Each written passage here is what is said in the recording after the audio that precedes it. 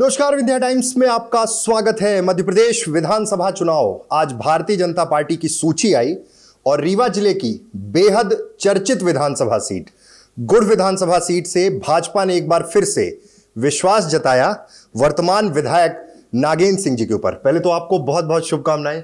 धन्यवाद। नागेंद्र सिंह जी, मैंने जब पिछला इंटरव्यू आपके साथ किया था तो आपने कहा था मैं फिजिकली एकदम फिट हूं, और पार्टी को ये बात एकदम से पार्टी ने इस चीज को ऑब्जर्व कर लिया क्या? पार्टी का बहुत बहुत धन्यवाद है, पार्टी का एहसान है मुझ पर। और मैं आज भी कहता हूँ, मैंने ये नहीं कहा था कि मैं एकदम फिट हूँ, मैंने ये कहा था कि मैं न थका हूँ न थकता हूँ, और आज भी कह रहा हूँ। और पार्टी ने मेरी बात नहीं मानी है, पार्टी ने अपना आकलन किया है, चाहे वो मेरी फिटनेस के विषय में हो, चाहे जनता के बीच मेरी लोकप्रियता कहें या कि जनता का स्नेह कहें, उसके विषय में ये सब आकलन करने के बाद ये संभव हुआ है कि आज मेरा नाम सूची में आया है।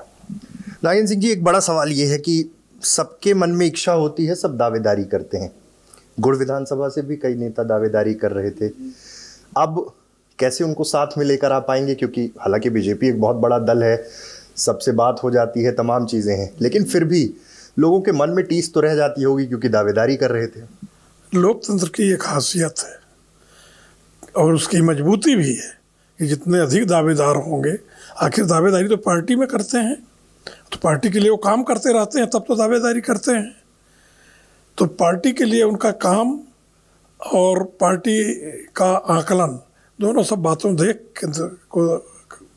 को देखने के बाद और परखने के बाद पार्टी जिसको भी कोई कैंडिडेट बनाए, वो उसके लिए सबके पार्टी के अन्य जो अभ्यर्थी रहे हों, टिकटार्थी, उनको भी काम करना चाहिए। ऐसी मेरी अपेक्षा है, ऐसी पार्टी की भी अपेक्षा रहती है, ऐसे किसी दल में, कोई भी दल हो, उसकी अपेक्षा होनी चाहिए। जहाँ तक मेरा सवाल है, मेरे गुड़ विधानसभा क्षेत्र से बहुत से लोग अभ्यर्थी थे, उनका राइट था और उन्होंने ठीक किया था, अपनी बातें हाईकमांड के समक्ष रखी, पार्टी के समक्ष।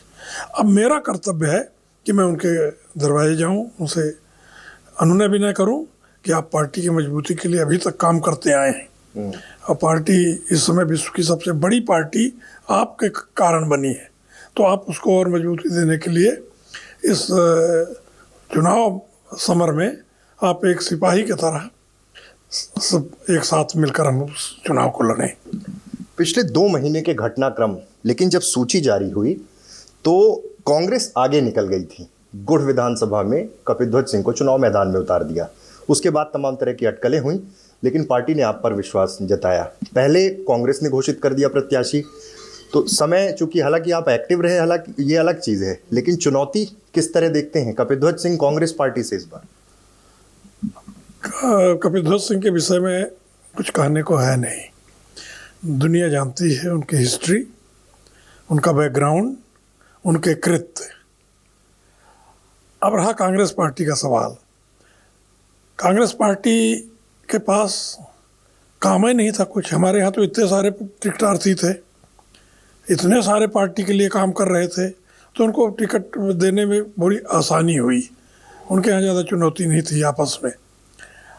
लेकिन एक बात की ओर मैं ध्यान आकर्षित करूंगा, आपने अखबार में पढ़ा होगा, आपके चैनलों में आता है, इस दफ़े चुनाव आयोग का और सुप्रीम कोर्ट का ये निर्देश है कि किसी आपराधिक चरित्र वाले व्यक्ति को टिकट कोई भी पार्टी देती है तो उसको हलफनामे देने होंगे कि क्या मजबूरी थी कि उनने ऐसे प्रत्याशी को, ऐसे व्यक्ति को अपना प्रत्याशी बनाया है जिसका चरित्र आपराधिक हो।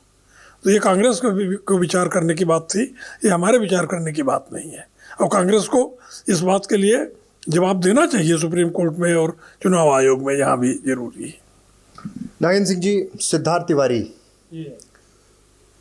अलग दल में थे, उनके पिताजी के सामने आप चुनाव लड़े हैं, एक चुनाव वो जीते भी थे, अब आपके साथ हैं, तो क्या गुड़ विधानसभा की ओर रुख करने का भी इरादा है उनके साथ?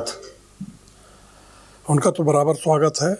वो उस पीढ़ी के सदस्य हैं जिस पीढ़ी ने इस समाज के लिए, गरीबों के लिए उनके बाबा स्वर्गीय श्री श्रीनिवास तिवारी जी एक बहुत बड़े राजनीतिक योद्धा थे और उन्होंने किसी के सामने कभी कभी सर नहीं झुकाया और हमेशा गरीबों और आम लोगों के लिए लड़ाई लड़ते रहे। चाहे समाजवादी दल के रूप में जब थे, फिर कांग्रेस में आए वो।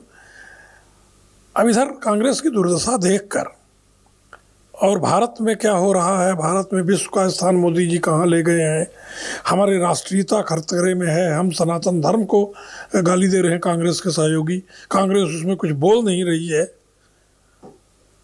अभी इजराइल का युद्ध चल रहा है, आपने देखा, हमास की कोई भर्त्सना वो नहीं करते, इजराइल की भर्त्सना करते हैं कि इजराइल गलत कर रहा है।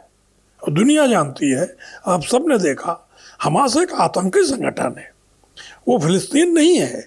हम फिलिस्तीन का विरोध नहीं करते हैं कभी, हम हमास का विरोध करते हैं। जैसे आतंकवादी आके कश्मीर में आतंक मचाते थे और हमारे देश को अस्थिर करने की कोशिश बराबर रही है, चाहे खालिस्तानी हो चाहे आतंकवादी हो। इसी तरह का एक संगठन है आतंकवादी हमास, उसका समर्थन करना तो विश्व में आतंकवाद को न्योता देना है ना। तो ऐसे लोगों के प्रति हम उससे ये सब देख कर ही कल जो सिद्धार्थ तिवारी का भाषण हुआ बीजेपी ऑफिस में, उन्होंने यही कहा कि सब हमें ये देखते रहे चुपचाप, और देख के अंततोगत्वा मैंने ये निर्णय लिया कि हमको राष्ट्र की रक्षा के लिए और इस समाज को उत्थान की ओर ले जाने के लिए बिंद और रीवा में जो भी प्रगति बीजेपी पार्टी ने की है, उसको सब देखते हुए उन्होंने मुख्यधारा में आने का संकल्प लिया और वो आए। उनका बहुत बहुत स्वागत है कि देर आए दुरुस्त आए। एक आखिरी सवाल, गुड़ विधानसभा के तमाम मुद्दे, कांग्रेस का ये आरोप है कि एरा प्रथा से लेकर तमाम चीज़ों में सरकार ने कुछ नहीं किया, गुड़ के किसान परेशान हैं और फसलें खराब हो रही हैं, सड़कों की हालत खराब है। इन तमाम मुद्दों को लेके कांग्रेस का आरोप है कि सीधे बीजेपी के खिलाफ जाएंगे, जनता में बताएंगे। कितनी बड़ी चुनौती होगी ये तमाम मुद्दे? अब कुछ ना कुछ तो बताना ही पड़ेगा। विरोधी दल है तो उसका तो विरोध करने चाहिए, कोई समर्थन करने तो आए नहीं है वो बीजेपी का कांग्रेस वाले। और जहाँ तक विकास के मुद्दे हैं और सड़कों की हालत जो है, वो अपने दुर्दशा बताएं। जब वो थे शासन में तब सड़कों की क्या हालत थी, तुलना तो उससे होगी ना कि कल क्या था और आज क्या है। तो आज और कल के में तो जमीन आसमान का अंतर है, चाहे सड़कों का हो चाहे सिंचाई का हो। एक बूंद पानी इन्होंने नहीं दिया, महासागर को लटकाए रहे 20 साल सिर्फ एक गेट न लगने की वजह से। अंत में 2007 में भारतीय जनता पार्टी ने पानी दिया। सड़कों की दशा तो काफ़ी सुधर गई है। आज आप इलाहाबाद जाइए 1.5 घंटे में पहुँचते हैं, जबलपुर जाइए आप 2.5-3 घंटे में पहुँचते हैं। पूरे क्षेत्र में सड़कें बन गई हैं। हमारी जो 1-2 सड़कें हैं जैसे सीतापुर मऊगंज बदवार रोड, उसमें बराबर काम लगा है। अभी आज मैं वहीं से आ रहा हूँ, काम लगा है। काम लगा है ये तो दिख रहा है ना, पहले तो काम लगने कल्पना नहीं थी कभी काम लगेगा इसमें, और गड्ढे बने रहते थे हमेशा।